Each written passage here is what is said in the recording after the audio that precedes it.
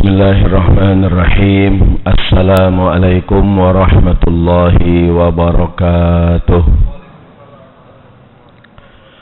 Alhamdulillahi rabbil alamin. Wassalatu wassalamu ala rasulillahi sallallahu alaihi wasallam wa ala alihi wa sahbihi wa sallim ajma'in.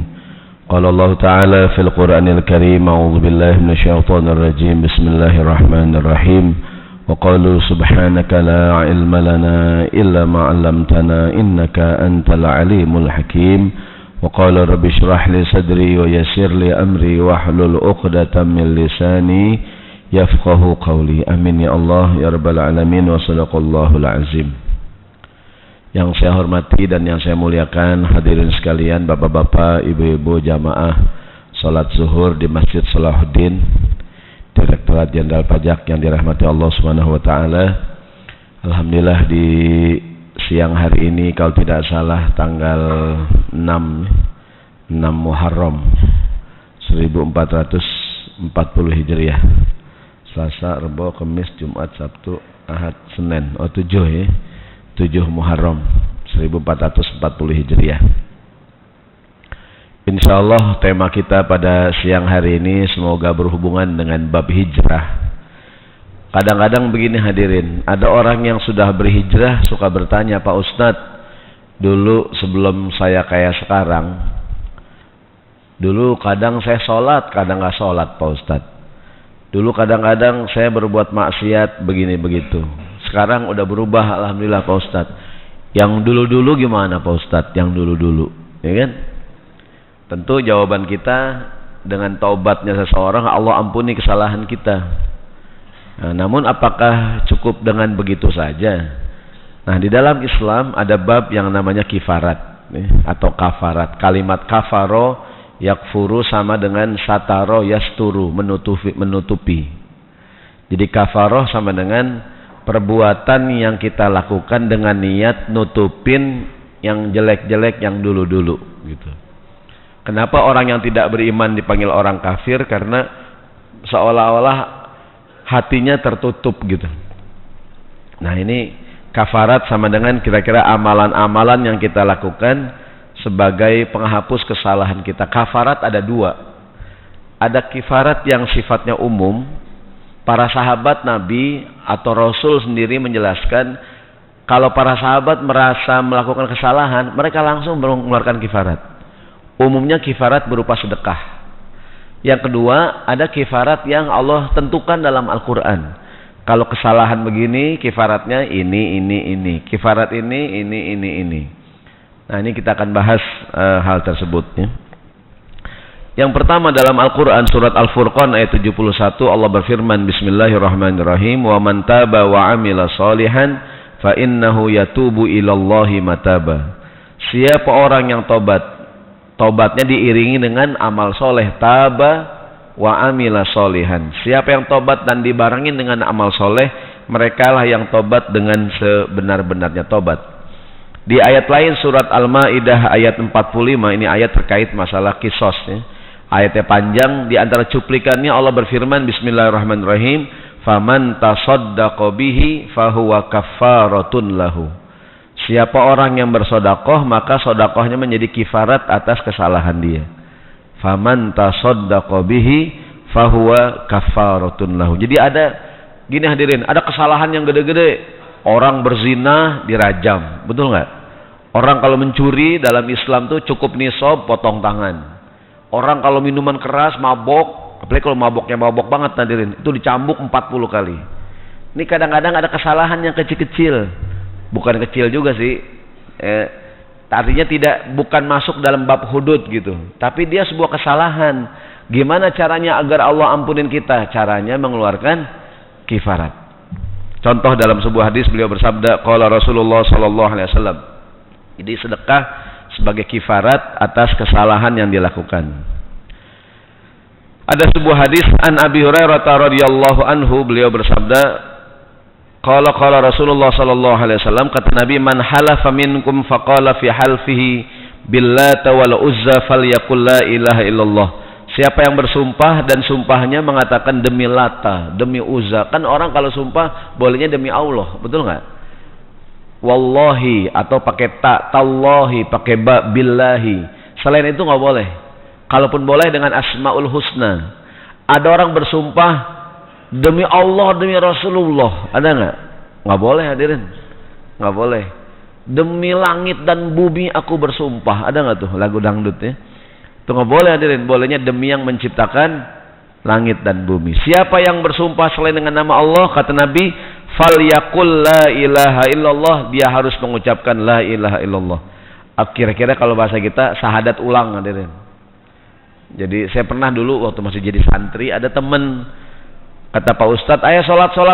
Udah datang waktu sholat, santri bilang begini, Pak Ustadz, saya bukan orang Islam, saya nggak sholat. Panggil langsung, sini kamu sini. Ayo kamu sahadat ulang, asyhadu an la ilaha illallah, gitu hadirin. Jadi kadang-kadang ada orang yang melakukan ucapan-ucapan kalimat yang walaupun bercanda bisa mengeluarkan dari keislaman. Kata Nabi, ucapkan la ilaha illallah. Kemudian kata Nabi, man qala li sahibihi ta'al uqamiruka. Ta'al artinya kemari, sini Pak. Uqamiruka al-qimar itu al-maisir, judi. Ini dalam kitab Adabul Mufrad ada dalam bab larangan berjudi. Judi boleh nggak judi? Ini ragu-ragu jawabnya nih. Judi boleh nggak judi hadirin? Ragu-ragu kayaknya. Boleh nggak hadirin judi? Nggak boleh ya. Ngajakin orang taruhan juga nggak boleh. Siapa yang berkata kepada teman, ta'al uqamiruka, sini Pak kita taruhan. Kata Nabi, fal yatasaddaq, dia harus sedekah. Mungkin Indonesia main bola sama Malaysia, Pak taruhan Pak, gocap-gocap. Nggak boleh hadirin. Yang ngomong begitu tuh kata Nabi harus sedekah. Ustadz ditanya, Ustadz apa hukumnya judi? Haram. Halal Pak Ustadz? Haram Pak. Halal Pak Ustadz? Haram Pak. Halal Pak Ustadz? Taruhan Pak Ustadz? Taruhan. Waduh hadirin. Ustadz yakin taruhan. Ustadznya mau lagi. Ini gocap-gocap Pak Ustadz, taruhan. Jadi ngajakin orang taruhan tuh nggak boleh gitu. Ta'al uqamiruka, silakan ya Pak Ustadz dibagi ini fotokopian ini. Jadi yang bilang sama temennya, ayo Pak kita taruhan. Kata Nabi, fal yatasaddaq, dia sedekah. Ini contoh, pokoknya kalau ngerasa salah kifarat.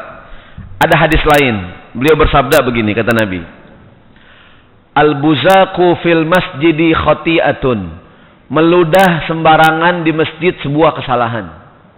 Ada nggak kadang-kadang orang mau sholat suka ngeludah sembarangan hadirin? Wah gitu kan? Ada nggak tuh? Kadang mau sholat nih, wah saya ember keluar tuh. Masjid tingkat, ada nggak hadirin? Dari lantai atas, wah gitu kan? Yang di bawah hujan apa nih gitu kan? Slime. Itu nggak boleh tuh hadirin. Kata Nabi, meludah sembarangan khoti'atun, khoto, salah dia.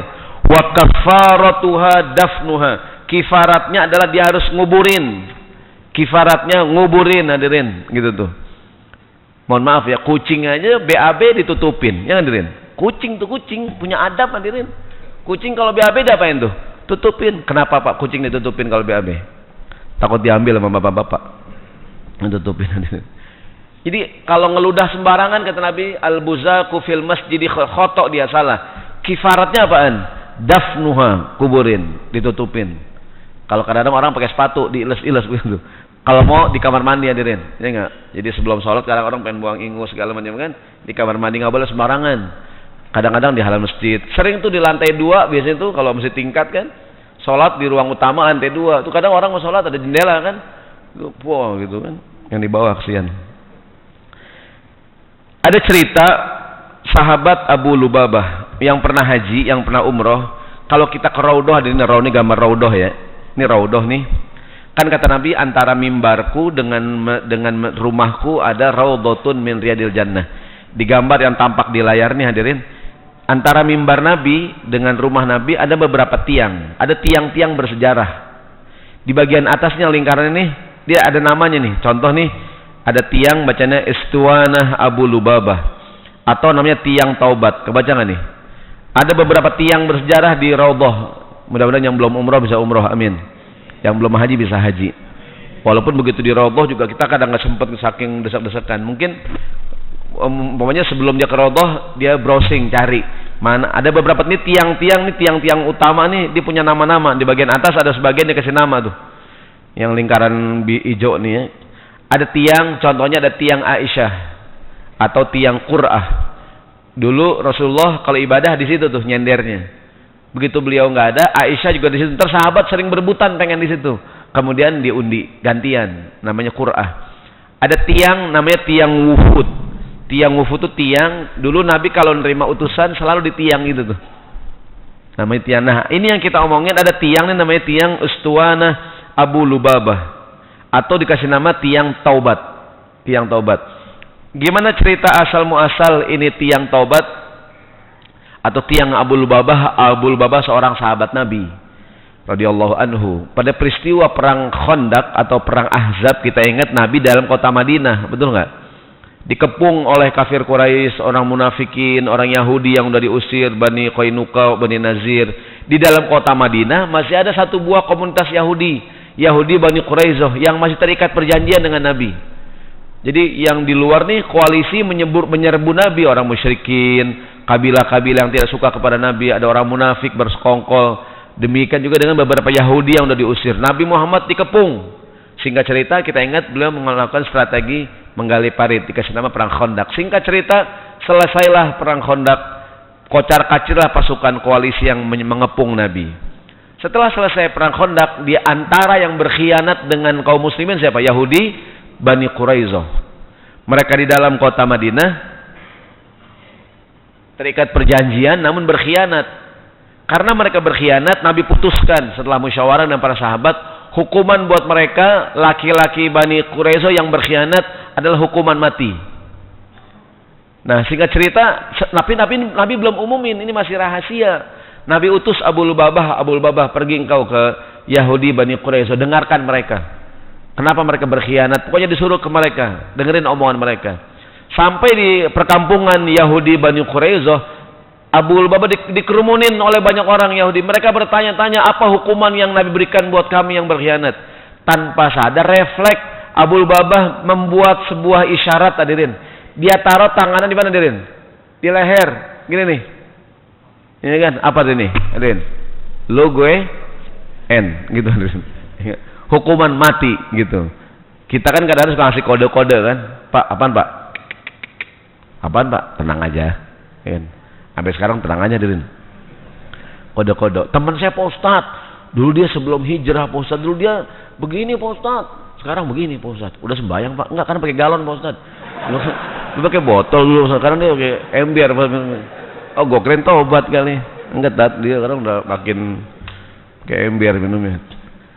Nah, Abu Lubabah dia bilang hukumannya dia membongkar rahasia Nabi. Dia nyesal banget, hadirin. Ini cerita jadi asbabun nuzul turunnya surat Al-Qur'an Al-Anfal ayat 27. Ya ayyuhalladzina amanu la takhunullaha wa takhunu la takhunullaha war rasula wa takhunu amanatikum wa antum ta'lamun. Surat Al-Anfal ayat 27. Wahai orang yang beriman, janganlah engkau mengkhianati Allah dan Rasulnya dan mengkhianati amanah yang diberikan kepada kamu sedangkan engkau tahu. Singkat cerita, Abu Lubabah dia nyesal banget, menyesal, hadirin. Apakah yang dilakukan? Dia mengikat dirinya di salah satu tiang di Raudhah yang di Masjid Nabawi. Dia ikat dirinya itu di tiang itu, datang waktu sholat dibuka di sholat, diikat lagi, hadirin. Sebagai tanda penyesalan. Ada riwayat mengatakan 5 hari, 6 hari. Kemudian ada yang mengabarkan bahwa taubatnya diterima. Dia mengatakan, aku tidak akan copot sebelum Nabi sendiri yang membuka. Dibuka oleh Nabi, ikatannya, Rasulullah, aku akan bersedekah dengan semua hartaku. Jangan, kata Nabi, kalaupun boleh sepertiga. Kemudian Abu Lubabah menyedekahkan sepertiga hartanya sebagai dengan niatan dia menebus kesalahan yang kemarin, hadirin tuh. Jadi para sahabat punya kebiasaan setiap merasa bersalah ngapain tuh? Dia kifarat, hadirin. Kadang-kadang Ustadz, saya kerja kayaknya saya punya bos Pak Ustadz. Cuman bos saya bisnisnya Pak Ustadz, karena ada yang halal, ada yang remeng-remeng Pak Ustadz. Saya kerja sama bos saya Pak Ustadz, udah Pak, banyakin istighfar, banyakin sedekah. Mudah-mudahan Allah ampunin kesalahan kita, begitu tuh. Jadi kifarat sama dengan amalan yang kalau kita lakukan. Ada kifarat yang ditentukan nanti. Ada beberapa kifarat yang emang tadi tuh beberapa orang sahabat merasa salah ngapain? Sedekah. Ingat nggak cerita Umar bin Khattab? Umar satu hari lagi bersihin, sibuk di ladangnya. Dia punya kebun bahasanya hadiqah. Dia punya kebun, sibuk. Begitu Umar pulang sore-sore, orang udah bubar sholat asar. Umar ketinggalan sholat asar, berjamaah. Nyesel banget, ya Allah, sibuk ngurusin kebun. Apa kata Umar? Hadiqati shadaqatun alal fuqara. Kebunku aku sedekahkan kepada fakir miskin. Coba kalau kita kayak Umar, habis harta kita, hadirin. Ya enggak? Kita ketinggalan sholat asar, ketinggalan sholat maghrib, ketinggalan isya, ya hadirin. Subuh kesiangan, hadirin. Habis benda kita dah. Ya enggak? Tapi begitulah para sahabat, begitu merasa salah, sedekah. Gitu. Jadi sedekah apaan Pak Ustaz? Sedekah tadi itu, wa man tasaddaqa bihi fahuwa kafaratun lahu. Jadi siapa yang merasa salah, sedekah, hadirin. Semoga ya Allah dengan sedekah ini engkau ampuni kesalahan dulu Pak Ustaz. Saya kadang sembahyang, kadang kagak dulu Pak Ustaz. Kalau saya kodok berapa kali itu Pak Ustaz? Ya enggak, bukan dipajak, bukan. Kalau pajak saya orang rajin ibadah. Orang pajak dari lahir udah sembahyang, hadirin. Amin ya. Dari orok udah sembahyang orok tuh, ya enggak. Lagi di rahim begini nih, tahiyat, gitu kan. Nah, gimana Pak Ustaz? Udah Pak, yang lalu biar berlalu, semoga Allah ampunin, ya enggak, hadirin. Nah, sekarang ngapain? Kalau ada rezeki, sedekah dah, ya Allah, semoga Engkau mengampuni kesalahanku. Baik, sekarang kita masuk beberapa contoh kifarat-kifarat yang Allah sebutkan dalam Al-Quran sebagai contoh. Yang pertama, kifarat melanggar sumpah. Memberi makan merupakan salah satu cara membayar kifarat atas pelanggaran dilakukan. Ini contohnya kifarat melanggar sumpah. Tadi kita omongin dalam Islam, orang bersumpah mengucapkan wallahi. Sumpah ada 3. Satu, sumpah yang main-main. Ini terkait dengan dulu kebiasaan orang Arab, dikit-dikit wallahi, dikit-dikit wallahi. Pokoknya ngomong apa aja Pak, jam berapa Pak? Wallahi saya nggak tahu. Jam berapa Pak? Wallahi sekarang jam 2:10 gitu. Jadi ngapainnya wallahi, hadirin, wallahi. Jadi udah jadi kebiasaan gitu, dikit-dikit wallahi. Ini namanya sumpah yang main-main, nggak ada hukumannya. Yang kedua nih, sumpah yang serius, al-yaminul munaqid namanya. Sumpah yang serius. Kalau sumpah serius ada kifaratnya. Yang ketiga namanya sumpah palsu, hadirin. Dari awal emang dia ketika bersumpah dia tahu dia bohong, hadirin. Nah, itu kalau sumpah palsu urusannya bukan di dunia, urusannya dengan Allah ntar di akhirat, hadirin. Gitu tuh. Orang jadi saksi palsu di pengadilan, ada nggak tuh? Sejak awal dia tahu dan dia dibayar jadi saksi, namanya sumpah palsu tuh. Hukumannya bukan di dunia, ntar di akhirat. Yang mau kita omongin adalah sumpah yang kedua, sumpah yang serius. Sumpah yang serius kalau dilanggar ada kifaratnya. Bahkan kadang-kadang kita dianjurkan melanggar sumpah kita. Kalau memang seandainya sumpahnya sumpah yang nggak baik, entah kalau sumpah dengan hal yang baik sebaiknya dilaksanakan. Kalau dilanggar bayar kifarat. Sumpah dengan yang wajib harus dilaksanakan, dan Pak Ustadz, demi Allah Pak Ustadz, ntar jam 3:30 saya sembahyang asar Pak Ustadz. Ya iyalah, lu nggak sumpah cuma sembahyang asar gitu, hadirin. Demi Allah ntar saya sembahyang maghrib Pak Ustaz. Itu mewajib dilaksanakan dan gak usah sumpah juga. Ntar ada sumpah yang makruh dikerjakan. Jadi dikerjakan, kalau dikerjakan dia kurang baik, bagusnya ditinggalkan. Ada sumpah yang harus dibatalkan, hadirin. Ada nggak tuh? Orang bersumpah sebuah perusahaan, kata bos, ntar kalau kita proyek sukses, ntar kita pesta, kita mabok-mabokan, kita cari cewek yang paling cakep. Bener bos, demi Allah iris kuping saya. Ya, demi Allah dah, saya sumpah dah. Pokoknya kalau sukses kita cari cewek, ya enggak, gitu kan, kita pesta sampai subuh. Benar ya bos, demi Allah pegang omongan saya. Ah itu, hadirin. Sumpah nggak, hadirin tuh? Cuman jangan yang jelek, hadirin. Itu harus dibatalkan, tapi tetap kena kifarat karena udah ngomong demi Allah. Ini di Al-Quran surat Al-Ma'idah 89, Allah berfirman, la yu'akhidhukumullahu billaghwi fi aimanikum. Allah tidak menghukum kamu untuk sumpah yang main-main tadi tuh. Walakin yu'akhidhukum bima aqadtumul aiman. Namun menghukum kamu atas sumpah yang serius. Contoh begini. Seorang istri berkata kepada suaminya, ini suaminya lagi sakratul maut. Napas tinggal 2. Gitu kan, Neng, kata suaminya, kalau abang meninggal silahkan Neng, kalau mau kawin lagi sama laki-laki yang lain. Enggak bang, saya mau doain biar abang sembuh. Kalaupun seandainya abang meninggal bang, demi Allah dah bang, saya nggak bakalan nikah sama yang lain. Sumpah nggak, hadirin? Meninggal suaminya. Innalillahi wa inna ilaihi rajiun, hadirin. Nah, dia udah meninggal suami, katakanlah masa idah udah habis, udah setahun, hadirin. Edat nih perempuan masih punya anak kecil, hadirin, ya enggak? Umur masih muda, cakep lagi, hadirin, ya enggak? Ada orang laki datang, orangnya soleh nih, hadirin, orang pajak nih, amin. Ya. masih bujang orang pajak masih bujang. Atau orang pajak yang istrinya meninggal juga gitu kali, ya kan? Bu, dengar suami ibu kan udah meninggal, masa idah udah habis. Kalau emang berkenan, saya siap menjadi imam. Saya udah sembahyang pak, oh udah sembahyang, nggak jadi dah kalau begitu mah, saya kali mau sembahyang lagi. Saya menjadi imam, ya kan?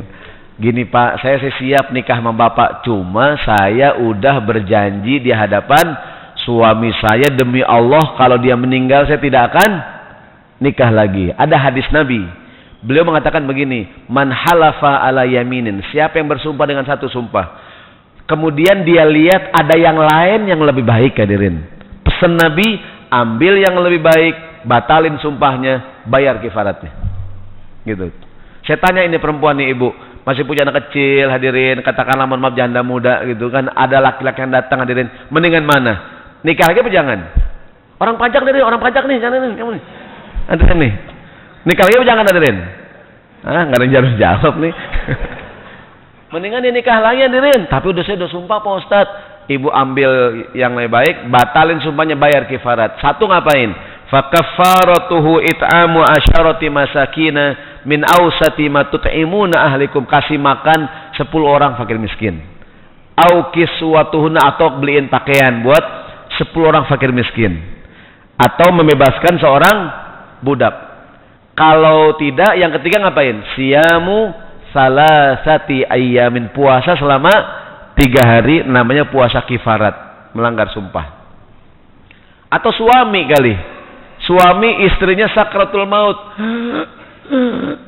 Bang, kalau saya meninggal bang, silahkan abang kawin lagi. Enggak neng, abang doain neng sembuh. Seandainya pun neng meninggal, enggak bakalan neng abang kawin lagi, demi Allah neng. Ada nggak laki-laki begitu? Enggak ada, Denen. Orang masih hidup dia kawin lagi, kalau udah mati. Masih hidup dia kawin lagi, kalau udah mati.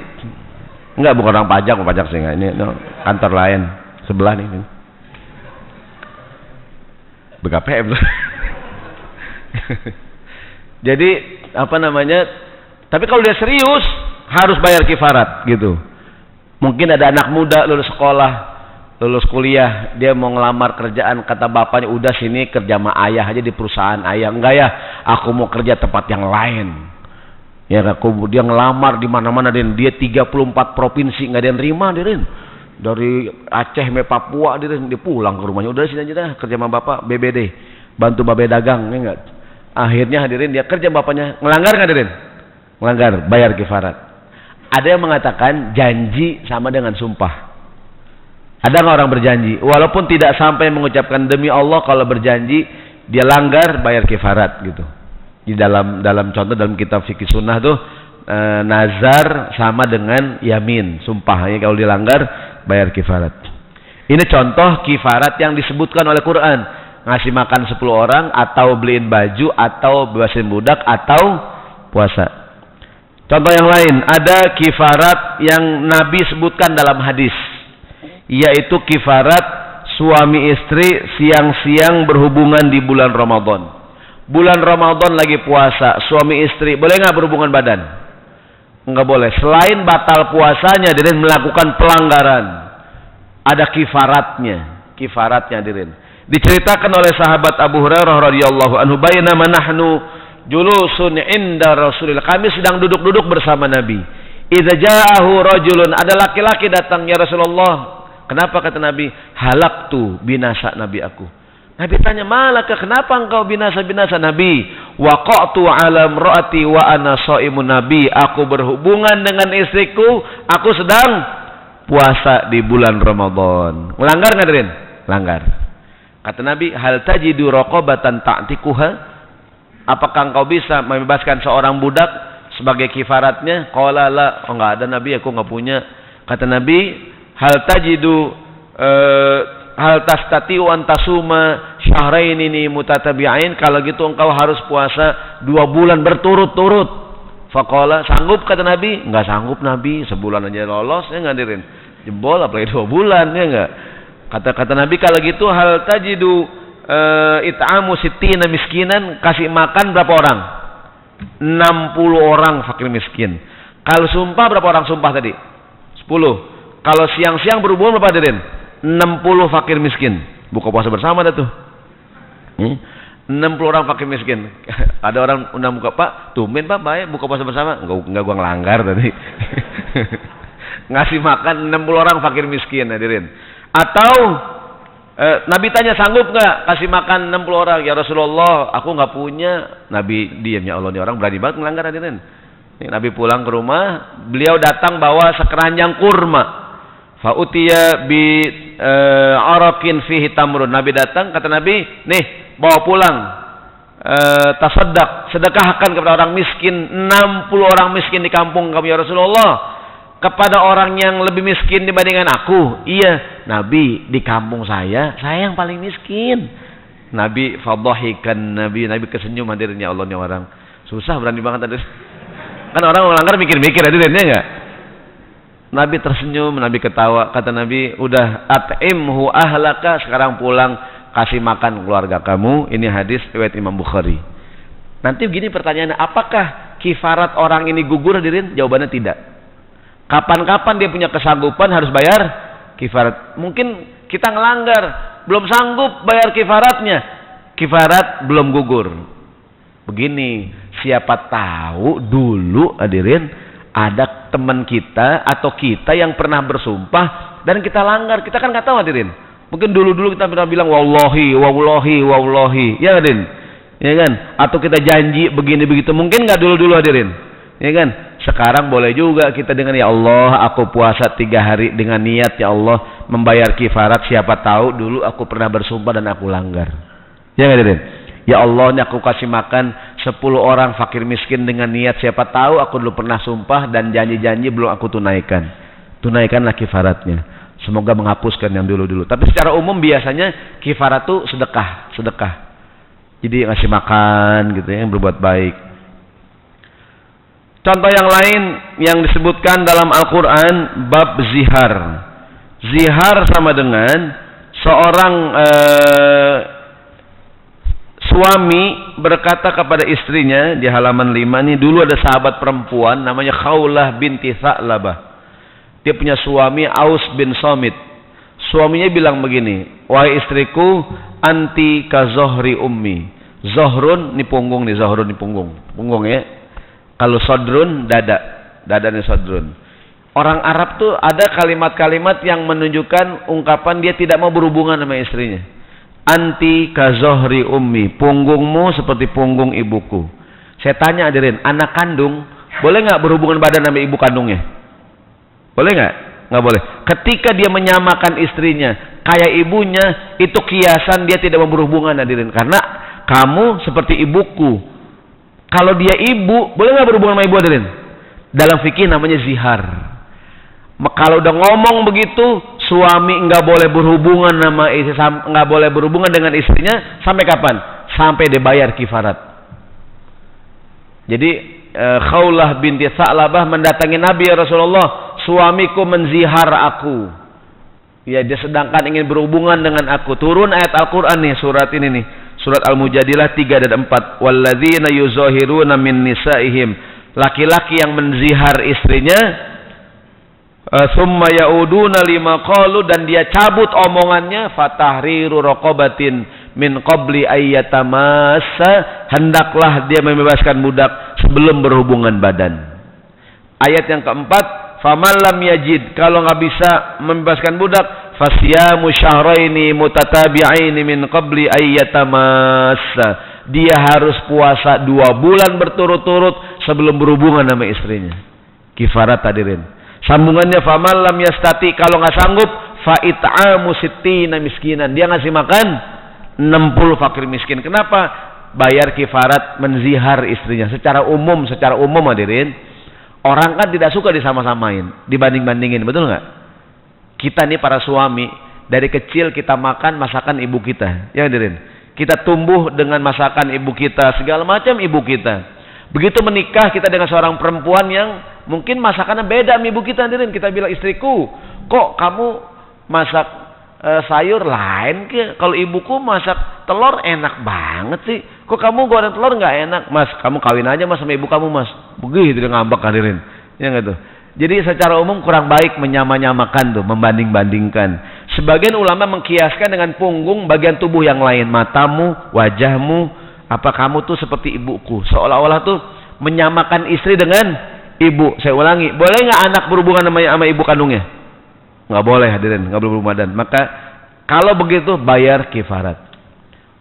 Ustadz, gimana kalau menyamakannya secara umum? Tadi saya katakan, secara umum seorang tidak suka dibanding-bandingkan. Katakanlah saya punya adik hadirin.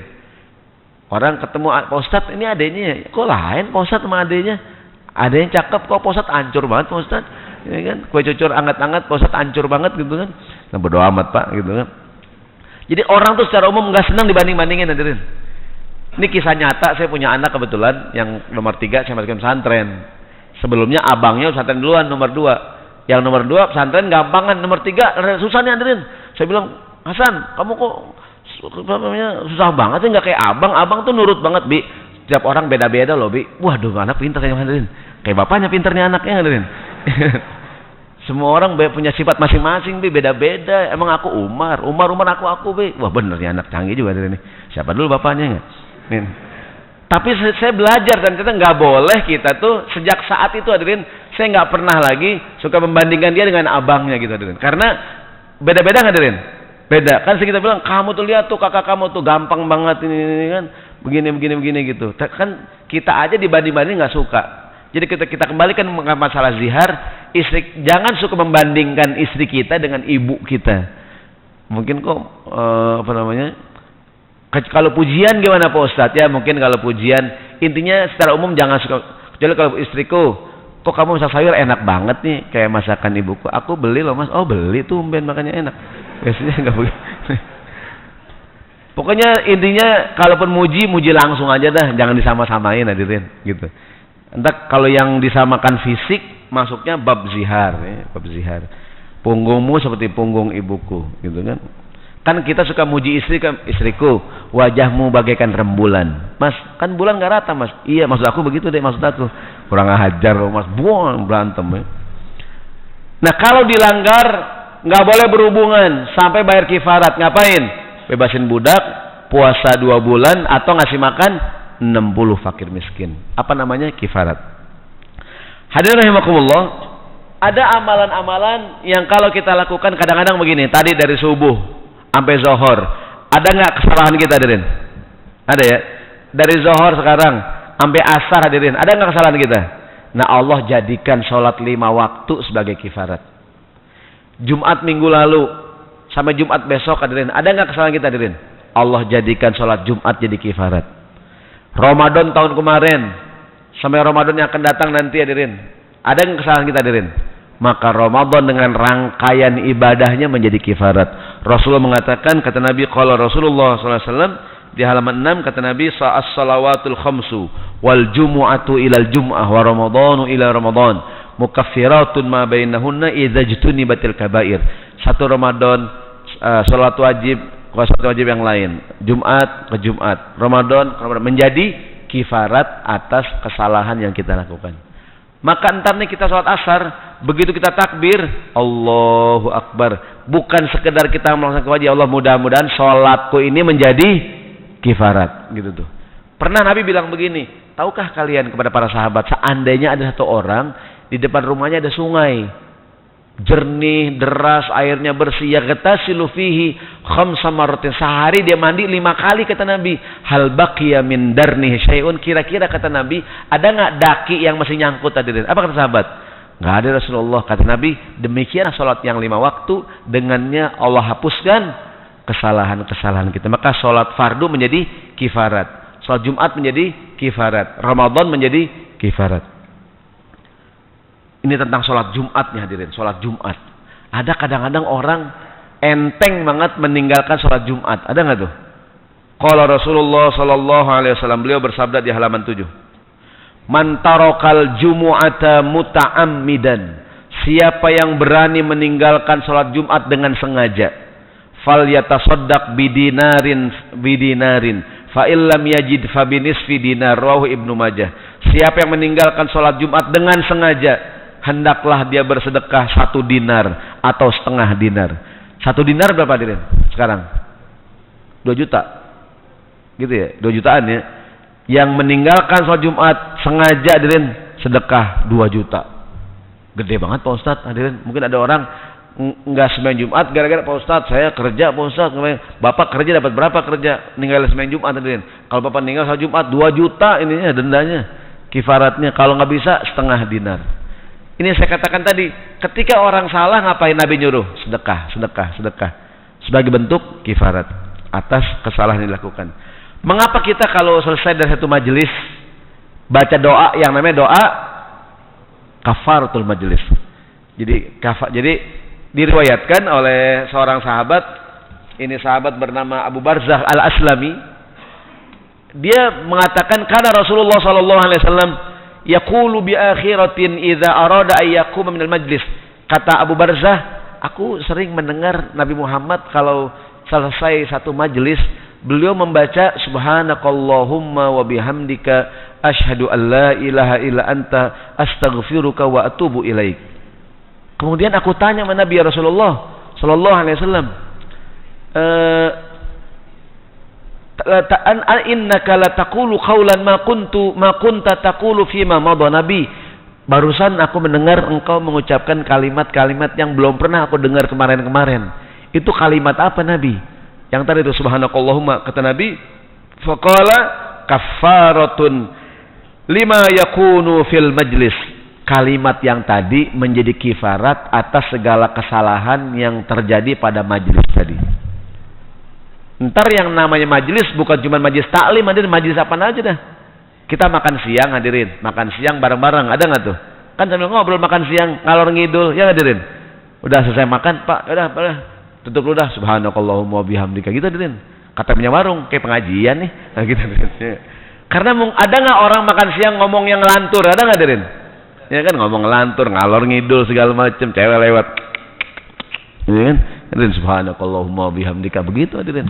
Jadi ada tamu ke rumah kita, tamu mau pulang, Pak, saya pamit ya Pak, kita baca inilah doa kafaratul majlis, subhanakallah. Kayak pengajian Pak, enggak memang begini Pak, kita kalau mau minum dari mana Pak? Tahu? Zakat saya ngaji di kantor.